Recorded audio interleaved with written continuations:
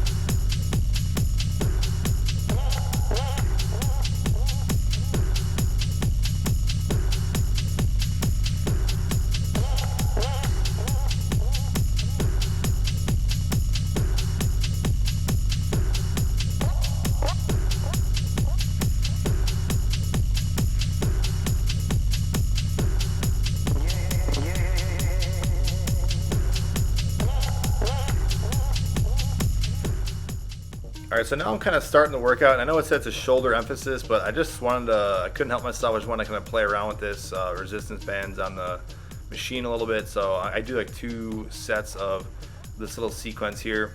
You're seeing me kind of mess around with it, but the bands, I think all the bands are loaded on there as far as the bands that I have. And I start just kind of playing, you're gonna see, but I don't really notice it at first, but I start noticing as I'm pressing, it's like going up and down. So I'm kind of having fun with this. I'm just like pressing it, then I'm like holding it, and that was actually, it was fun, and it was actually kind of hard, even though it looks a little weird as I'm doing it. It was kind of a fun thing. You can see me just kind of messing around. So you don't have to count these reps, but this is me literally for the first time just messing around with this unique little hold and movement thing with the bands. And then you'll see the similar thing when I jump back in with the row here in a second as well.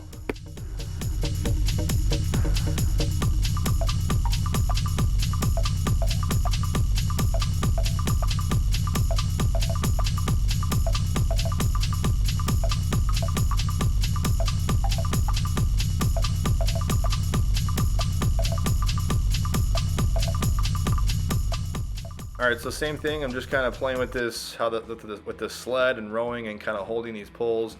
It looks like, really, as you're watching this, it doesn't look like it's really working much, but once, it was weird, like kind of once you get this little rhythm down, where once you pull right when the band stretches and kind of looses out, it actually gets a nice little rhythm in there. So I started defining putting one leg on there like that. It seemed to be better.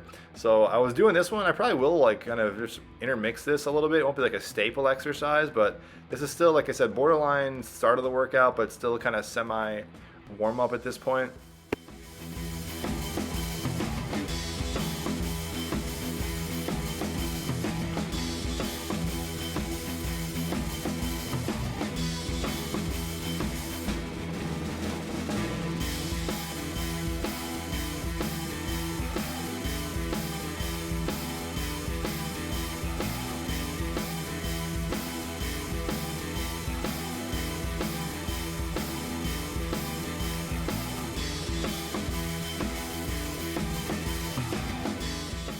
All right, so you can see I kind of tried messing with the slack, see if I could stand up with all the bands attached. And it was pretty hard, so I just started kneeling.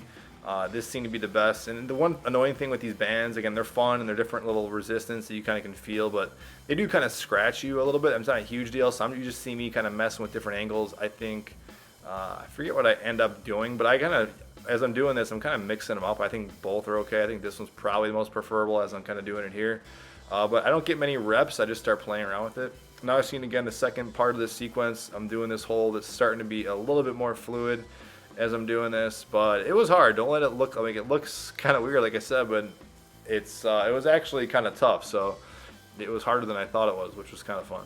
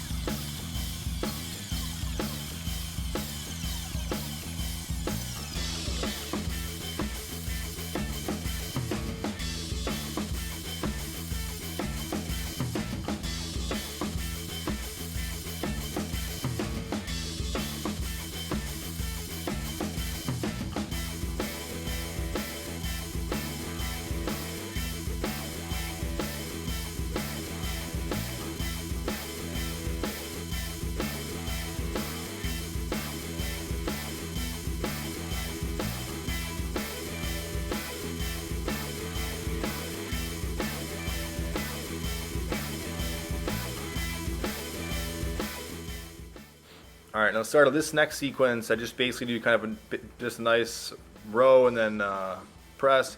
This is what I did a whole video on this, where I think this is one of the best exercises to hit your back, where you tie both cables onto one handle. And again, links for the handles will be down below. And these handles are pretty good so far. I love this one. You can put it a lot higher. You get a nice, really good resistance. This can feel pretty heavy, and it just feels really fluid. It feels exactly like it does, like a commercial gym cable crossover machine would feel. And now this next one you guys are going to see is basically going to be I wouldn't recommend doing this with heavy weight. I was kind of debating about it, but I just figured might as well try it. I don't do this that much, but just a seated press with no back support using the Weider Works. And I think it can handle the weight. It's fine. I mean, if you start loading up a lot of weight, I probably wouldn't do this anyway. Seated, I would just stand up with a lot of weight. So not that many reps, but again, I'm just kind of going by feel. So it's up to you if you want to do any of these exercises for high repetitions. Just make them easier, lower the incline on this and lower the weight on those shoulder presses. That's totally up to you. And that goes with all the other previous exercises. Just don't have to do with full bands. We definitely just, if you want more out of reps and do different exercises, just lower the resistance bands. But for me, I kind of needed all the bands on there to kind of get a nice, good stimulus.